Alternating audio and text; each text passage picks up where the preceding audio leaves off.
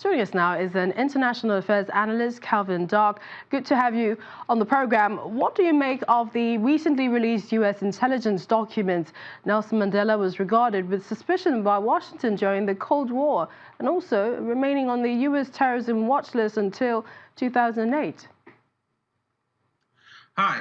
I actually wasn't that surprised, as were many people in this country weren't surprised, as I'm sure around the world.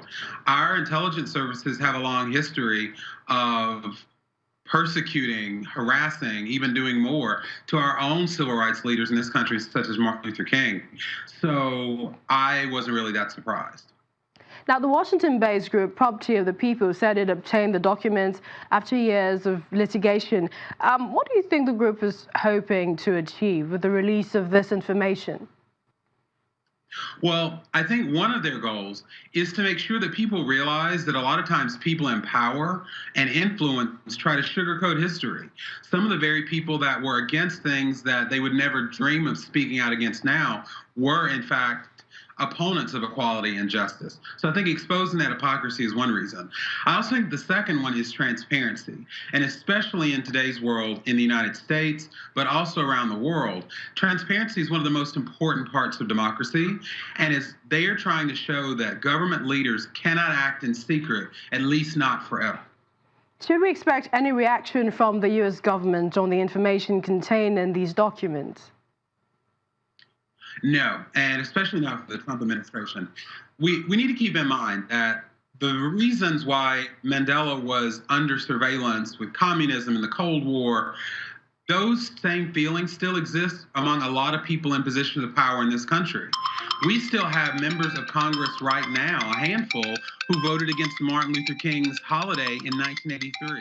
So I don't expect to see anything from Congress or this administration, because there's still people that aren't quite sold on the idea that Mandela stood for.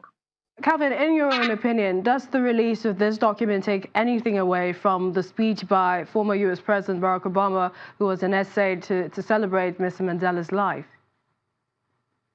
No, and first, I just want to say that Obama's speech, it was such a stark contrast. You had the former U.S. president hailing equality, justice, honoring one of the icons of equality around the world, while the current U.S. president was saying that the free press was the enemy of the people and cozying up to Russia.